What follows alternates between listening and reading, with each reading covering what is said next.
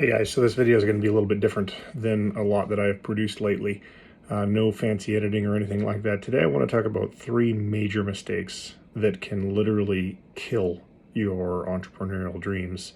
And I speak from very personal experience because I've made all of these mistakes and they have very nearly killed my entrepreneurial dreams on occasion, and it is not a lot of fun. So mistake number 1 is assuming that your sales are going to increase faster than they actually are. We as entrepreneurs are always guilty of drinking our own Kool-Aid and being overly optimistic on what we can accomplish in the time period that we can accomplish it, at least in the short term. And then, of course, the opposite of that is we're also wildly optimistic of what we could accomplish. We wildly underestimate what we can accomplish rather in the long term, but that's not what we're talking about today. Today, I want to specifically talk about just make sure that whatever financial forecast you have, cut it by 75%. Because in reality, figuring out product market fit, who your ideal avatar is, your message market fit, in other words, what are the words and the phrases and the headlines that are going to resonate with your audience and get them to buy your stuff, is wildly more complex than you can ever imagine it's going to be. Trust me when I say this. You're going to think, oh no, it's not going to be that hard. I kind of know what I'm doing. No, you don't. Until you've actually been at it for months and months and months, only then, ideally, you might understand what your market is going to respond to. For example, every business should have a great lead magnet. And if you're going to build a lead magnet that you can then use advertising to drive traffic to, that is going to be, in my case at least, it has been wildly more difficult than I anticipated.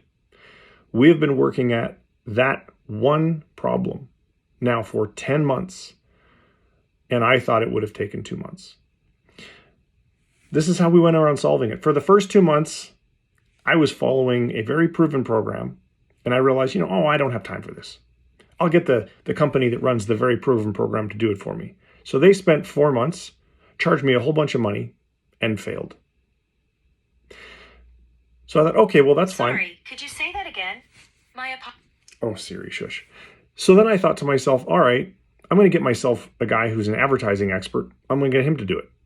So another 3 months, another lots more money, and he failed.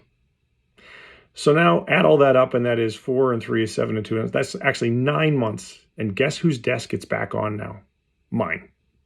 Which means that if we're ever going to have a lead magnet that can drive serious traffic from ads so that we can scale customer acquisition, it's back on my desk 9 months later. Things take way longer than you think.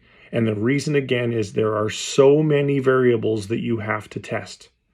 You have to test headlines, you have to test images, you have to test the offer, you have to test the audience. You've got to get the landing page right. You've got to put tracking software on the landing page. You got to look at your scroll rates. There is unless you just get flat out lucky and nail it the first time, which if you did, good for you, you're going to be faced with the challenges that I'm faced with. So if your business needs to generate leads and you need to run ads to do it, just know it's going to cost you way more and it's going to take you way longer than you ever thought possible. Which leads me to big business killing mistake number 2. Spending too much money and not tracking your spend so that you know exactly how much you're spending every single month. So I'm not just talking about your business money as well. I'm talking about your life money, your personal money.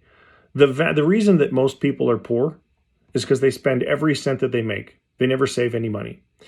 I would have loved it if somebody had told me that when I was 19 or 18 or 17 years old, or even before then, only spend half the amount of money that you earn. Save the other half.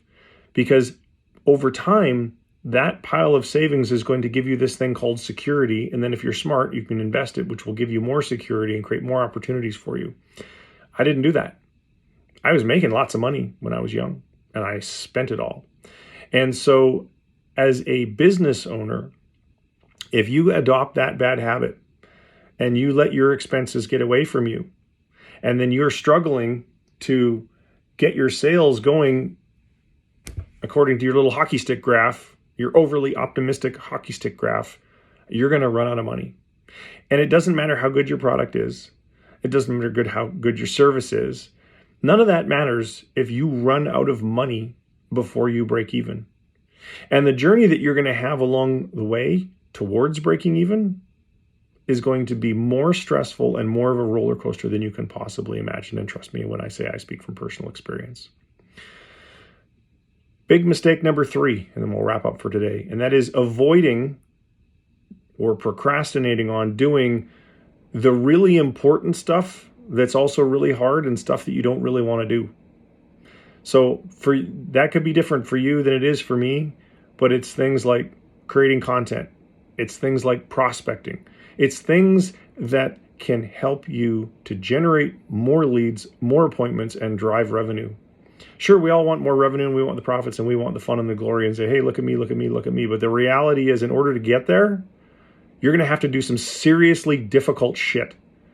And you're going to have to put a lot of fucking time into doing that seriously difficult shit. And if you are not willing to do that, if you are not willing to make those sacrifices, keep your job. Do not make the transition to trying to become an entrepreneur, because you will fail. Silence for pause effect. You will fail. Being an entrepreneur is no cakewalk. It is not for the faint at heart. That is why so few people are entrepreneurs. Here comes my daughter in, so we're going to wrap this video up for today. Thanks for tuning in.